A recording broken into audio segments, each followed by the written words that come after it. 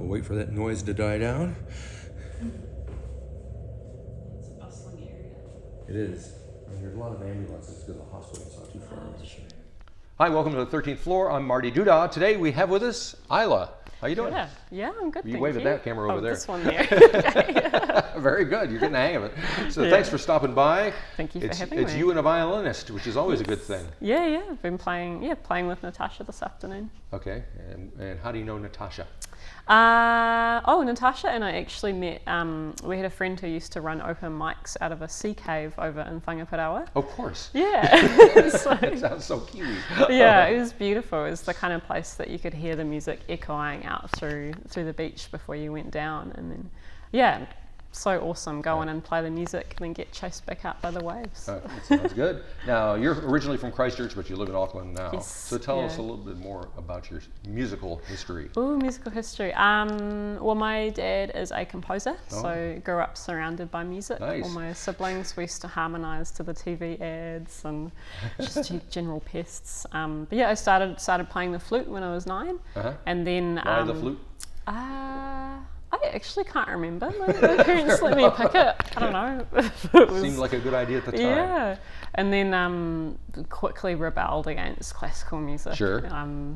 And yeah, picked up guitar and ukulele, and I felt very embarrassed by the dorky flute. But then I discovered Jethro Tull. There you go, little Ian Anderson. Yeah, gave it a bit more cool street again, cred. right? Yeah.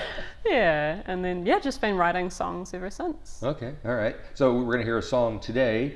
It's called Such a Shame. Yes, it you is. Have which is on an EP that's coming out called Low. Mm-hmm. So tell me a little bit about the process of making, how did the EP come together?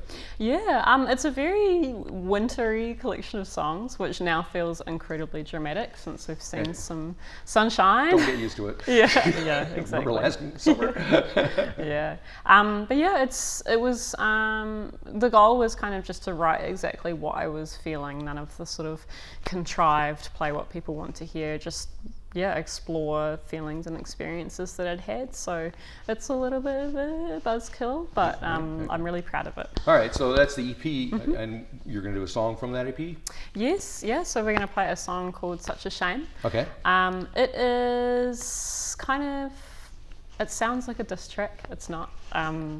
It's about me. It's about, it's about the different kind of persona that can come out after a couple of glasses of wine. And it's sort of this angle of maybe a little bit of embarrassment, but also a little bit of jealousy for the confidence that comes out. Right? Yeah.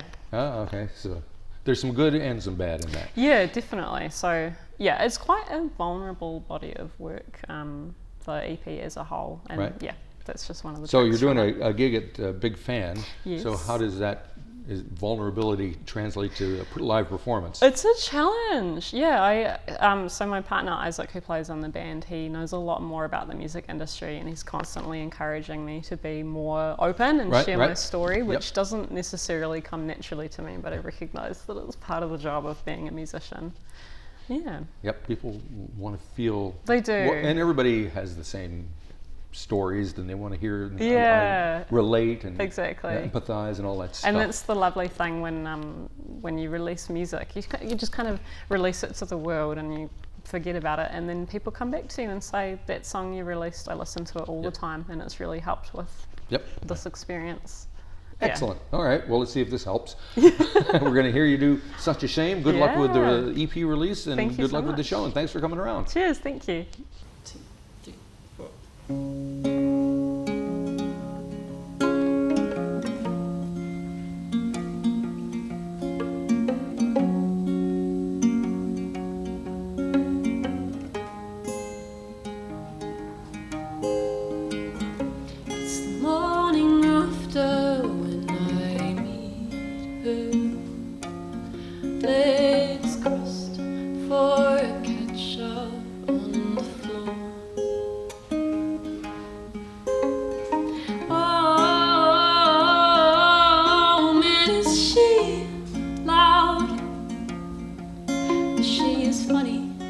She's wise and she's brave enough to go out.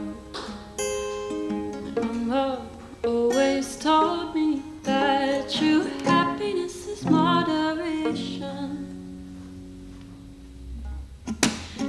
me.